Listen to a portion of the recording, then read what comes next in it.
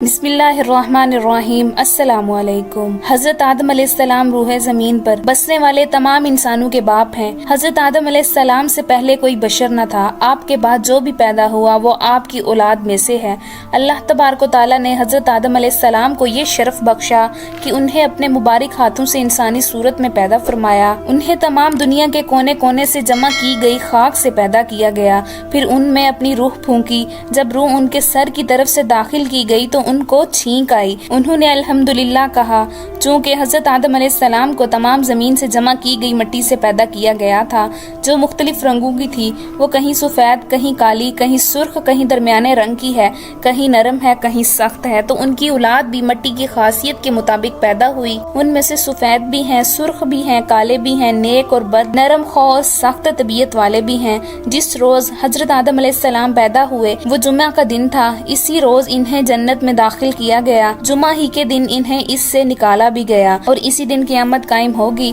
جب حضرت آدم علیہ السلام پیدا ہوئے تو ان کا قد 60 ہاتھ لمبا تھا۔ اللہ تبارک و تعالیٰ نے ان کو حکم دیا کہ وہ فرشتوں کی جماعت کو سلام کہیں اور سنیں کہ وہ کیا جواب دیتے ہیں، تو آپ کا اور آپ کی اولاد کا یہی سلام کا طریقہ ہوگا۔ حضرت آدم علیہ السلام نے فرشتوں سے کہا السلام علیکم، یعنی تمہارے اوپر سلامتی ہو۔ فرشتوں نے جواب میں کہا وعلیکم السلام ورحمۃ اللہ، یعنی تمہارے اوپر اللہ تعالیٰ کی رحمتوں کا اضافہ ہو۔ جب سلام آیا تو مسلمانوں کو یہی حکم دیا گیا کہ جب ایک دوسرے سے ملے تو السلام علیکم کہیں۔ اس طرح ہم اپنے ملنے والوں کو امن و سلامتی کا پیغام دیتے ہیں۔ حضرت آدم علیہ السلام کو پیدا کرنے کے بعد اللہ تبارک و تعالیٰ نے فرشتوں کو حکم دیا کہ وہ حضرت آدم علیہ السلام کو سجدہ کریں۔ انہوں نے اللہ کے حکم کی تعمیل کی۔ ابلیس نے آپ کو سجدہ کرنے سے انکار کر دیا۔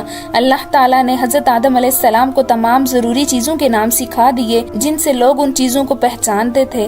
ان کو ہر جانور، ہر پرندے، حیوان، انسان، سمندر، پہاڑ، اونٹ، شیر، گویا، سب چھوٹی بڑی اشیاء اور ان کے افعال و حرکات کے نام سکھا دیے۔ اب اللہ تبارک و تعالیٰ نے فرشتوں سے کہا کہ تم بھی ان چیزوں کے نام بتاؤ، تو وہ کہنے لگے اللہ تیری ذات پاک ہے، جتنا علم تو نے ہمیں بخشا اس کے سوا ہمیں کچھ بھی معلوم نہیں، بلا شبہ تو دانا اور حکمت والا ہے۔ پھر اللہ تبارک و تعالیٰ نے حضرت آدم علیہ السلام کو حکم دیا کہ تم فرشتوں کے ان چیزوں کے نام بتاؤ۔ جب انہوں نے نام بتا دیے تو اللہ تبارک و تعالیٰ نے فرشتوں سے کہا کیا میں نے تم سے نہیں کہا تھا کہ میں آسمانوں اور زمین کی تمام پوشیدہ باتیں جانتا ہوں۔ ابلیس یعنی فرشتوں کی جماعت سے تعلق نہیں رکھتا تھا، بلکہ وہ ایک جن تھا۔ فرشتوں کو اللہ تعالیٰ نے نور سے پیدا کیا اور جنوں کو شعلہ مارتی ہوئی آگ سے پیدا کیا۔ فرشتوں کی یہ صفت ہے کہ وہ اللہ تعالیٰ کی نافرمانی نہیں کرتے، بلکہ جس کام کا انہیں حکم دیا جائے وہ فوراً بجا لاتے ہیں۔ فرشتوں کے برعکس جنوں میں سے بعض اللہ تعالیٰ کے احکام کو مانتے ہیں اور بعض نافرمانی بھی کرتے ہیں۔ جب اللہ تعالیٰ نے فرشتوں کو حکم دیا کہ وہ آدم علیہ السلام کو سجدہ کریں تو تمام فرشتوں نے حضرت آدم علیہ السلام کو سجدہ کیا، مگر ابلیس کہنے لگا کہ میں اس سے افضل اور بہتر ہوں، مجھے آگ سے پیدا کیا گیا ہے جبکہ آدم علیہ السلام کو مٹی سے پیدا کیا گیا ہے، لہٰذا میں اس سے سجدہ کیسے کروں؟ اس نے فخر اور تکبر کیا اور اپنے آپ کو بڑا اور افضل جانا۔ حضرت آدم علیہ السلام کو حقیر اور کمتر جانا اس کا عذر بڑا ہی بیکار اور غلط تھا۔ جب ابلیس نے اللہ تعالیٰ کے حکم کی نافرمانی کی، اللہ تعالیٰ اس سے ناراض ہوئے اور اس کو حکم دیا کہ تو میری بارگاہ سے نکل جا، تو مردود ہے، اس کا مقام اور مرتبہ بھی چھین لیا۔ شیطان اللہ تعالیٰ سے کہنے لگا مجھ کو قیامت کے دن تک کی زندگی چاہیے، یعنی مجھے موت نہ آئے۔ اللہ تبارک و تعالیٰ نے اس کو قیامت تک کی زندگی عطا فرمائی۔ جب اسے اس بات کا یقین ہو گیا کہ وہ قیامت تک زندہ رہے گا تو اس نے اللہ تعالیٰ سے کہا کہ میں بنی آدم کا دشمن رہوں گا، انہیں گمراہ کرتا رہوں گا، انہیں وسوسے ڈال کر راہ راست سے بھٹکاتا رہوں گا، انہیں شرک کرنے کی دعوت دوں گا، انہیں گناہ پر اکساؤں گا، ان کے آگے پیچھے دائیں بائیں غرض ہر طرف سے آؤں گا، انہیں گمراہ کر دوں گا۔ اب ہر وہ شخص جو شیطان کی بات مانے بد نصیب ہے، اور جو شخص اس کی مخالفت کرے اور اس کی بات نہ مانے وہ خوش نصیب ہے۔ شیطان کو جنت سے نکال کر آدم علیہ السلام کو وہاں آباد کیا گیا۔ آپ جنت میں اکیلے تھے، آپ کا کوئی ساتھی نہ تھا جس سے انہیں تسکین ہوتی۔ اللہ تبارک و تعالیٰ نے آدم علیہ السلام کی پسلی سے حوا علیہ السلام کی نام کی عورت کو پیدا فرمایا۔ آدم علیہ السلام حوا علیہ السلام کو پا کر بڑے خوش ہوئے اور ان کے ساتھ جنت میں خوشی خوشی رہنے لگے۔ فرشتوں نے آدم علیہ السلام سے پوچھا اس خاتون کا نام کیا ہے؟ انہوں نے جواب دیا حوا علیہ السلام۔ اب فرشتوں نے پوچھا کہ اس کا نام حوا کیوں ہے؟ فرمایا کیونکہ وہ ایک زندہ وجود سے پیدا کی گئی ہے۔ آدم اور حوا دونوں جنت کے پھل کھاتے تھے، اس کے باغات کی سیر کرتے تھے اللہ تبارک و تعالیٰ نے ان سے کہہ رکھا تھا کہ تم دونوں جنت میں جس مقام پر جانا چاہتے ہو جا سکتے ہو، کھانا پینا یا پہننا چاہو ہر کام کرو، جنت کی نعمتوں سے خوب فائدہ اٹھاؤ۔ ہاں ایک درخت ایسا ہے جس کے قریب تم نہیں جاؤ گے اور کچھ نہیں کھاؤ گے ورنہ تم ظالموں میں شمار کر دیے جاؤ گے۔ ایک دن ابلیس آدم علیہ السلام اور ان کی اہلیہ کے پاس آیا اور کہنے لگا کہ آپ کو معلوم ہے کہ اللہ تعالیٰ کی ذات نے آپ کو اس درخت کے قریب جانے اور اس کا پھل کھانے سے کیوں منع کیا؟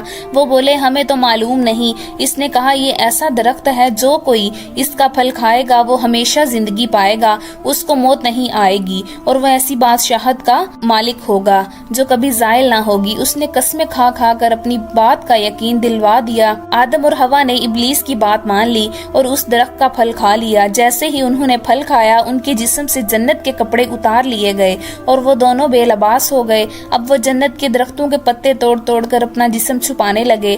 انہیں احساس ہوا کہ انہوں نے اللہ کے حکم کی عدلوی کر کے سخت گناہ کیا ہے۔ وہ اپنے اس فعل پر بڑے نادم اور شرمندہ ہوئے مگر بھول ہو چکی تھی۔ حضرت آدم علیہ السلام اور حوا نے اللہ تعالیٰ سے اپنی غلطی اور کوتاہی کی معافی مانگی اور خوب توبہ کی۔ اللہ تعالیٰ نے ان کی توبہ قبول کر لی لیکن انہیں حکم دیا کہ دونوں جنت سے اتر جاؤ اور ان کو بتایا کہ شیطان ان کا کھلا دشمن ہے، انہیں ہر چیز بنانے کے طریقے سکھائے گا۔ زمین پر آ کر انہوں نے سب سے پہلے جو کھانا کھایا وہ اس طرح تیار ہوا کہ جبرائیل علیہ السلام ان کے پاس گندم کے کچھ دانے لائے اور ان کے کہنے پر اسے زمین میں بویا اور وہ اگائے۔ پھر وقت آنے پر ان کو کاٹا اور کہا اور پھر اسی سے دانے الگ کیے، پھر انہیں پیسا اور گوندا، پھر اس آٹے کی روٹیاں پکائیں اور اسے کھایا۔ اس طرح نہایت محنت اور مشقت کے بعد کھانا ملا۔ کھیتی باڑی کے علاوہ انہوں نے جانور پالے، کپڑوں کی بینائی کی اور انہیں پہنا اور اپنی رہائش کے لیے گھر بنائے۔ زمین پر اترنے کے بعد آدم علیہ السلام اور حوا کے ہاں بہت سی اولاد پیدا ہوئی۔